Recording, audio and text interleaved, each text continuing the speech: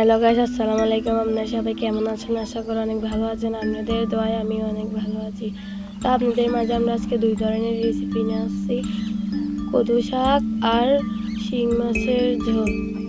আজকে আমরা এগুলো রান্না করব। তো প্রথমে আমরা পেঁয়াজ, রসুন, কাঁচামরিচ, ধনিয়া পাতাগুলো ভালোভাবে ছিলে নেব।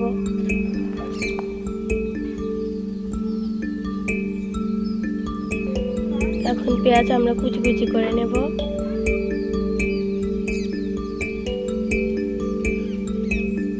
তারপরে রসুনগুলো কুচি কুচি করে নেব।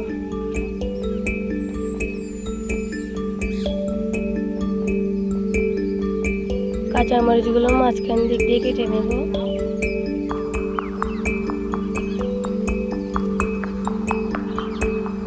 তখন ধনিয়া পাতাগুলো কুচি কুচি করে নেব। আলুগুলো ছিলে নেব।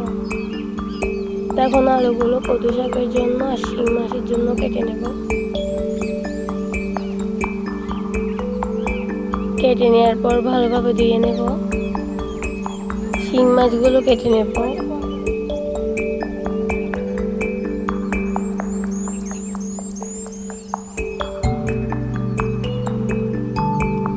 সবকিছু তৈরি, এখন আমরা রান্না করব। তো প্রথমে চুলায় কড়াই বসে তেল দিয়ে দেব। তো পেঁয়াজ দিয়ে দেব।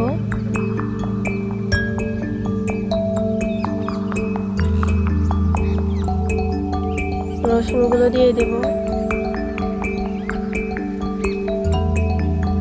তারপরে কাঁচামরিচগুলো দিয়ে দেব। তো ভালো করে নেড়ে নেব।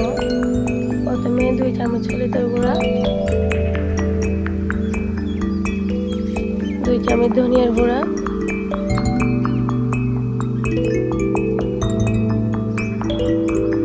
তো জল দিয়ে ভালো করে নেড়ে নেব। তারপর আমরা এই চামচগুলো দিয়ে দেব।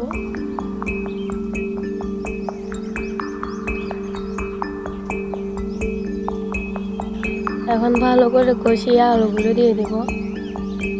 আলুগুলো দেওয়ার পর ভালোভাবে নেড়ে নেব।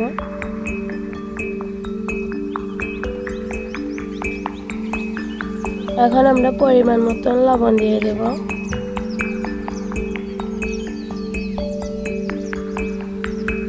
লবণ দেওয়ার পর ভালো করে নেড়ে নেব। তারপর শাকগুলো দিয়ে দেব। শাকগুলো দেওয়ার পর ভালোভাবে নেড়ে নেব। এখন শিং মাছ রান্না করার জন্য কড়াইতে তেল দিয়ে দেব। তারপরে পেঁয়াজ দিয়ে দেব। তারপরে রসুন দিয়ে দেব। তারপরে কাঁচামরিচ দিয়ে দেব। কাঁচামরিচ দেওয়ার পর ভালো করে নেড়ে নেব। হলুদের গুঁড়া 1 চামচ, ধনিয়ার গুঁড়া 2 চামচ,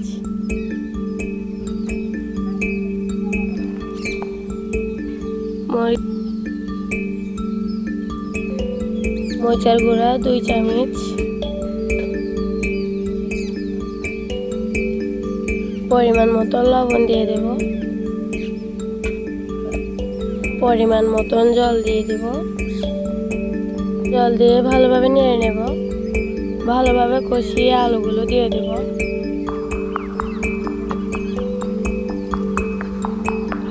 মাছগুলো দিয়ে দেব।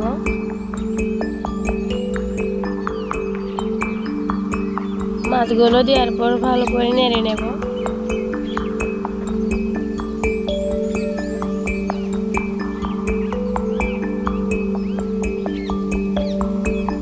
এখন আমাদের রেসিপি তৈরি, এখন খাওয়ার পালা।